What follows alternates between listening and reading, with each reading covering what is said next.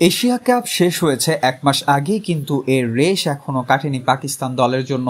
ICC আচরণবিধি ভঙ্গের দায়ে পাকিস্তানের পেসার হারিস রউফকে 2 ম্যাচের জন্য নিষিদ্ধ করেছে দলটি।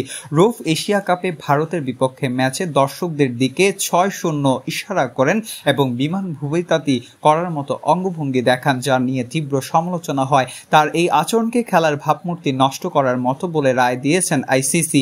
এই ঘটনার রউফ ছাড়াও ওপেনার সাবিহা ফারহান পেয়েছেন এক ডিমেরিট পয়েন্ট। অন্যদিকে ভারতের অধিনায়ক সূর্যকুমার যাদব জয়কে ভারতের সামরিক বাহিনীকে উৎসর্গ করায় পেয়েছেন 2 পয়েন্ট শাস্তি।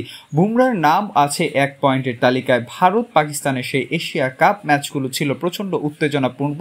সেখানে হাত মেলানো থেকে ট্রফি নেওয়া সবকিছুতেই ছিল রাজনৈতিক রণ। শেষ পর্যন্ত ট্রফি উঠেছিল ভারতের হাতে, কিন্তু মাঠের বাইরের আচরণে সবচেয়ে বড় হেরে গেছে ক্রিকেটের সৌন্দর্য। মাহবুবুর রহমান শান্ত, চ্যানেল 23।